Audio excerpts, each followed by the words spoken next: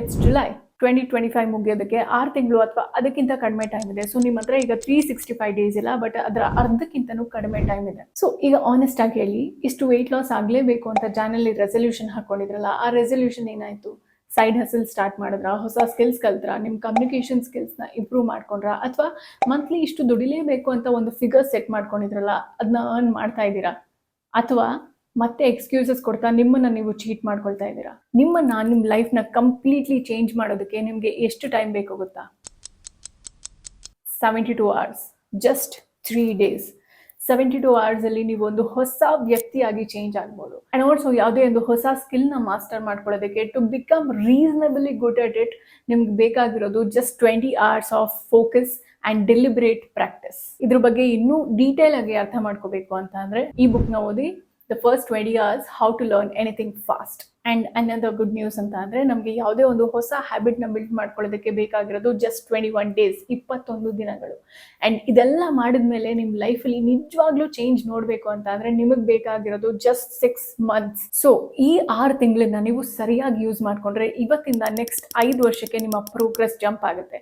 Imagine ನೀವು ಒಂದು fresh degree pass out ಆಗಿದ್ದು 5-6 ವರ್ಷ ಎಕ್ಸ್ಪೀರಿಯನ್ಸ್ ಇರುವಂತಹ ಆಫೀಸ್ ಎಂಪ್ಲಾಯ್ ಜೊತೆ ನೀವು ಕಾಂಪೀಟ್ ಮಾಡ್ತಾ ಇರ್ತೀರಾ ಅಂತ ಅಂದ್ರೆ ನಿಮ್ಮ ಎಫಿಷಿಯನ್ಸಿ ಹೇಗಿರುತ್ತೆ? ನೀವು ಈ ರೀತಿ ಫೀಲ್ ಆಗಬೇಕು ಅನ್ನೋದೇ ಈ ವಿಡಿಯೋ ಇಂಟೆನ್ಷನ್.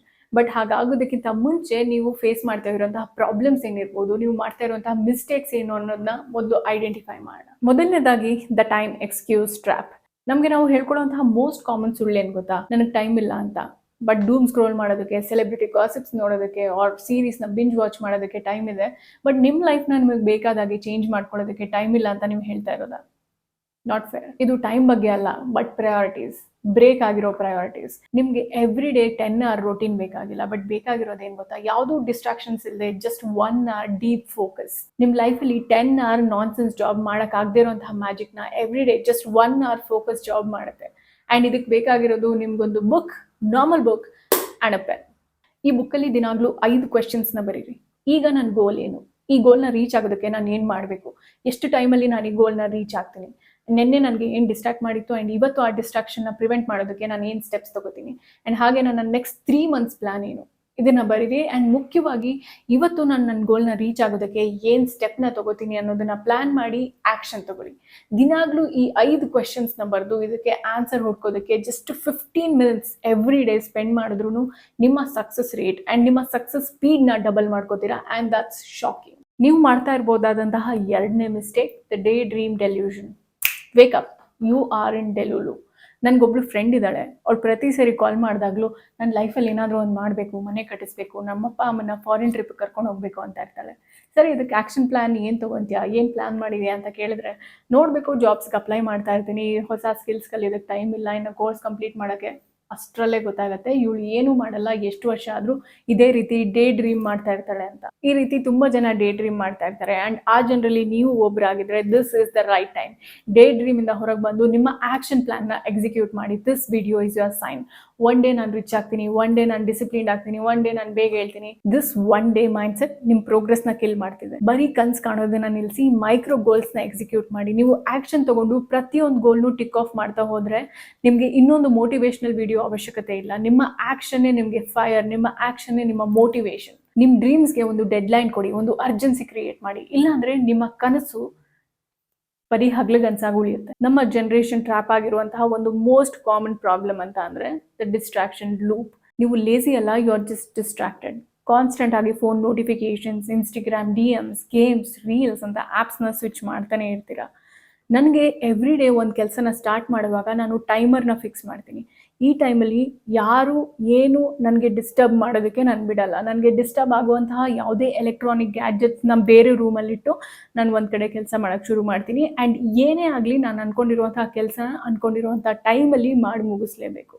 ಸೊ ನೀವು ಊಟ ಮಾಡುವಾಗ, ತಿಂಡಿ ತಿನ್ನುವಾಗ, ಮಲಗುವಾಗ, ಓದುವಾಗ ಎಲ್ಲ ಟೈಮಲ್ಲೂ ಫೋನ್ ಬೇಕೇ ಬೇಕು, ಅಷ್ಟೊಂದು ಅಡಿಕ್ಟ್ ಆಗಿದ್ದೀರಾ ಅಂತ ಅಂದರೆ do this every day 1 hour. ಯಾವುದೇ ಡಿಸ್ಟ್ರಾಕ್ಷನ್ ಇಲ್ಲದೆ, ನಿಮ್ಮ ಫೋನ್ ಇಲ್ಲದೆ ನಿಮ್ಮ ಗೋಲ್ಸ್ ಮೇಲೆ ಫೋಕಸ್ ಮಾಡಿ. ಅದ್ರ ಬಗ್ಗೆ ಕೆಲಸ ಮಾಡೋದಕ್ಕೆ ಸ್ಟಾರ್ಟ್ ಮಾಡಿ. ಆ್ಯಂಡ್ ಟು ಡೂ ಲಿಸ್ಟ್ನ ಎವ್ರಿ ಡೇ ಮೇಂಟೈನ್ ಮಾಡೋದಕ್ಕೆ ಶುರು ಮಾಡಿ. ನಾನು ಆಲ್ಮೋಸ್ಟ್ ನನ್ನ ಎಲ್ಲ ವೀಡಿಯೋಸಲ್ಲೂ ಹೇಳ್ತಿರ್ತೀನಿ, ಟು ಡೂ ಲಿಸ್ಟ್ ನಾನು ಯೂಸ್ ಮಾಡೋಕ್ಕೆ ಸ್ಟಾರ್ಟ್ ಮಾಡಿದ್ಮೇಲೆ ನನ್ನ ಲೈಫ್ ಡ್ರಾಸ್ಟಿಕಲಿ ಚೇಂಜ್ ಆಗಿದೆ. I have become much more productive. ದಿನಾಗ್ಲೂ ನಿಮ್ಮ ಫೋನ್ನ ಎಕ್ಸ್ಕ್ಲೂಡ್ ಮಾಡಿ, ನಿಮ್ಮ ಫೋನ್ ಇಲ್ಲದೆ ಎಷ್ಟು ಕೆಲಸಗಳನ್ನ ಮಾಡ್ತೀರಾ ಅನ್ನೋದನ್ನ ಕೌಂಟ್ ಮಾಡಿ. May be simple things like ಸ್ನಾನ ಮಾಡೋದಾಗಿರ್ಬೋದು, ಅಥವಾ ಊಟ ಮಾಡೋದು, ಅಥವಾ ತಿಂಡಿ ತಿನ್ನೋದು, ಅಥವಾ ವಾಕ್ ಮಾಡೋದು ಫೋನ್ ಇಲ್ಲದೆ, ಈ ರೀತಿ ಎಷ್ಟು ಕೆಲಸಗಳನ್ನ ಮಾಡ್ತೀರಾ ಅನ್ನೋದನ್ನ ಕೌಂಟ್ ಮಾಡಿ. ಆ್ಯಂಡ್ ದಿನೇ ದಿನೇ ದಿನೇ ಈ ಕೆಲಸಗಳ ನಂಬರ್ಸ್ ಜಾಸ್ತಿ ಆಗಬೇಕು. ನಿಮ್ಮ ಮೈಂಡ್ಗೆ ನೀವು ಬೇಡದೇ ಇರೋ ವಿಷಯಗಳನ್ನ ತುಂಬಿಸೋದನ್ನ ನಿಲ್ಲಿಸಿದಾಗ ನೀವು ಎಷ್ಟು ಪ್ರೊಡಕ್ಟಿವ್ ಆಗ್ತೀರಾ ಆ್ಯಂಡ್ ಎಷ್ಟು ಬ್ರಿಲಿಯಂಟ್ ಐಡಿಯಾಸ್ ಬರೋಕ್ಕೆ ಶುರು ಆಗುತ್ತೆ ಅಂತ ನಿಮಗೆ ಸರ್ಪ್ರೈಸ್ ಆಗುತ್ತೆ. ಇನ್ ಕೇಸ್ ನೀವು ಇನ್ಸ್ಟಾಗ್ರಾಮ್ಗೆ ತುಂಬ ಅಡಿಕ್ಟ್ ಆಗಿದ್ದೀರಾ, ಹೋಲ್ ಡೇ ಡೂಮ್ ಸ್ಕ್ರೋಲ್ ಮಾಡ್ತಾ ಇರ್ತೀರಾ ಅಂತ ಅಂದರೆ, ನಾನು ಆಲ್ರೆಡಿ ಅದ್ರ ಬಗ್ಗೆ ಒಂದು ವಿಡಿಯೋ ಮಾಡಿದ್ದೀನಿ. ನೋಡಿಲ್ಲ ಅಂತ ಅಂದರೆ ಪ್ಲೀಸ್ ಚೆಕ್ ಇಟ್ ಔಟ್. ಈ ವಿಡಿಯೋನ ನೋಡಿ ಎಷ್ಟೋ ಜನ ಅವ್ರಿಗೆ ಹೆಲ್ಪ್ ಆಗಿದೆ. ಆ್ಯಂಡ್ ಆಲ್ಸೋ ಇನ್ಸ್ಟಾಗ್ರಾಮ್ನ ಡಿಲೀಟ್ ಮಾಡಿಬಿಟ್ಟಿದ್ದಾರೆ ಅಂತ ನನಗೆ ಇಮೇಲ್ ಮಾಡಿದ್ದಾರೆ ಆ್ಯಂಡ್ ಕಮೆಂಟ್ ಕೂಡ ಮಾಡಿದ್ದಾರೆ. ಸೊ ನೀವು ನೋಡಿಲ್ಲ ಅಂತ ಅಂದರೆ it's a must watch.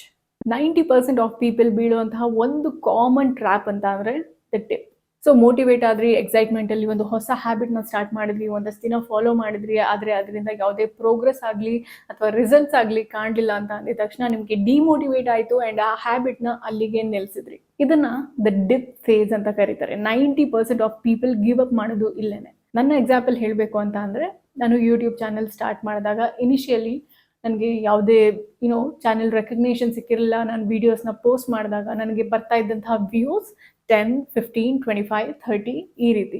Just 2 ತಿಂಗಳಲ್ಲ, 3 ತಿಂಗಳಲ್ಲ, but almost 12 months, 1 ವರ್ಷ ನನ್ನ ಚಾನಲ್ಗೆ ಯಾವುದೇ ಒಳ್ಳೆ ವ್ಯೂಸ್ ಆಗಲಿ ರೆಕಗ್ನೇಷನ್ ಆಗಲಿ ಸಿಕ್ಕಿರಲಿಲ್ಲ. ನಾನು ಅಯ್ಯೋ ಎಷ್ಟು ಎಫರ್ಟ್ ಹಾಕಿದ್ರು ವೇಸ್ಟು ಅಂತ ನಾನು ಡಿಮೋಟಿವೇಟ್ ಆಗಿ ವೀಡಿಯೋಸ್ ಮಾಡೋದನ್ನ ಸ್ಟಾಪ್ ಮಾಡಿದರೆ ಇವತ್ತು ನೀವು ನನ್ನ ಈ ವಿಡಿಯೋನ ನೋಡ್ತಾ ಇರಲಿಲ್ಲ. ಸೊ ಎಲ್ಲರ ಲೈಫಲ್ಲೂ ಡಿಪ್ ಇದ್ದೇ ಇರುತ್ತೆ. ಬಟ್ ಆ ಮೂಮೆಂಟಲ್ಲಿ ನೀವು ನಿಮ್ಮ ಮೇಲೆ ಆ್ಯಂಡ್ ನಿಮ್ಮ ಕೆಲಸದ ಮೇಲೆ ನಂಬಿಕೆ ಇಟ್ಟು ನಿಮ್ಮ ಎಫರ್ಟ್ನ ಮುಂದುವರಿಸ್ತೀರಾ ಅಥವಾ 90% ಆಫ್ ಪಾಪ್ಯುಲೇಷನ್ ಥರ ಗಿವ್ ಅಪ್ ಮಾಡ್ತೀರಾ ಅನ್ನೋದು ನಿಮ್ಮ ಕ್ಯಾರೆಕ್ಟರ್ನ ಹೇಳುತ್ತೆ. ಹಾಗೆ ನಿಮ್ಮ ಫ್ಯೂಚರ್ನ ಸಕ್ಸಸ್ ಆರ್ ಫೇಲ್ಯೂರ್ನ ಡಿಸೈಡ್ ಮಾಡುತ್ತೆ. ಆ್ಯಂಡ್ ಈ ಪರ್ಟಿಕ್ಯುಲರ್ ಟಾಪಿಕ್ ಬಗ್ಗೆ ನನ್ನ ಇನ್ನೊಂದು book recommendation, the dip by Seth Godin. ಈ ಬುಕ್ಕಲ್ಲಿ ನೀವು ಯಾವಾಗ ಕ್ವಿಟ್ ಮಾಡಬೇಕು ಆ್ಯಂಡ್ ಯಾವಾಗ ನೀವು ಪ್ಲಾನ್ಸ್ಗೆ ಸ್ಟಿಕ್ ಆಗಿರಬೇಕು ಅನ್ನೋದನ್ನ ಕ್ಲಿಯರ್ ಆಗಿ ಎಕ್ಸ್ಪ್ಲೇನ್ ಮಾಡ್ತಾರೆ. So for better clarity please consider reading this one. So my friend, you tell me, ನಿಮ್ಮ ಲೈಫ್ ಹೇಗಿದೆ? ನಿಮ್ಮ ಲಾಸ್ಟ್ 6 ಮಂತ್ಸ್ ಹೇಗಿತ್ತು? ಮುಂದಿನ 6 ತಿಂಗಳು, ಈ ವರ್ಷದ ಕೊನೆಯ 6 ತಿಂಗಳಲ್ಲಿ ನಿಮ್ಮ ಗೋಲ್ಸ್ ಏನು ಅನ್ನೋದನ್ನ ಕಮೆಂಟ್ ಮಾಡಿ. ನಾನು ರೀಸೆಂಟ್ ಆಗಿ ಗೌರ್ಮೆಂಟ್ ಆಸ್ಪಿರೆಂಟ್ಸ್ಗೆ ಒಂದು ವಿಡಿಯೋ ಪೋಸ್ಟ್ ಮಾಡಿದ್ದೆ. ಇನ್ ಕೇಸ್ ನೀವು ನಿಮ್ಮ ಲೈಫ್ ಆ್ಯಂಡ್ ನಿಮ್ಮ ಸಕ್ಸಸ್ಗೆ ಕಮಿಟ್ ಆಗಿದ್ರೆ ಕಮಿಟ್ ಅಂತ ಕಮೆಂಟ್ ಮಾಡಿ ಅಂತ. And the response was overwhelming. ನಿಜ ಹೇಳಬೇಕು ಅಂತ ಅಂದರೆ ಆ ಕಮೆಂಟ್ಸ್ನ ನೋಡಿ ನಾನು ಕೂಡ ಇನ್ನಷ್ಟು ಇನ್ಸ್ಪೈರ್ ಆದೆ, ಇನ್ನಷ್ಟು ಮೋಟಿವೇಟ್ ಆದೆ. ಸೊ ಅದೇ ರೀತಿಯೇ ಈ ವಿಡಿಯೋಲಿ ನಾನು ಮೆನ್ಷನ್ ಮಾಡಿರೋ ಎಲ್ಲ ಪಾಯಿಂಟ್ಸ್ನ ಫಾಲೋ ಮಾಡಿ ಈ ವರ್ಷದ ಕೊನೆಯ 6 ತಿಂಗಳನ್ನ ನಿಮಗೆ ಬೇಕಾದಾಗೆ ಚೇಂಜ್ ಮಾಡ್ಕೊಳ್ಳೋದಕ್ಕೆ ರೆಡಿ ಇದ್ದೀರಾ ಅಂತ ಅಂದರೆ ರೆಡಿ ಅಂತ ಕಮೆಂಟ್ ಮಾಡಿ. ಇದು ಬರೀ ನಿಮಗೆ ಮಾತ್ರ ಅಲ್ಲ, ಬಟ್ ನನಗೂ ಕೂಡ ಇನ್ಸ್ಪೈರ್ ಮಾಡುತ್ತೆ, ನನಗೂ ಮೋಟಿವೇಟ್ ಮಾಡುತ್ತೆ. ಆ್ಯಂಡ್ ಈ ವರ್ಷದ ಪ್ರೋಗ್ರೆಸ್ನ ನಾವು ಮುಂದಿನ ವರ್ಷದ January 2026 ಪ್ರತಿಯೊಬ್ಬರು ಶೇರ್ ಮಾಡ್ಕೊಳ್ಳೋಣ. ಅಲ್ಲಿವರೆಗೂ keep working, keep hustling, keep winning.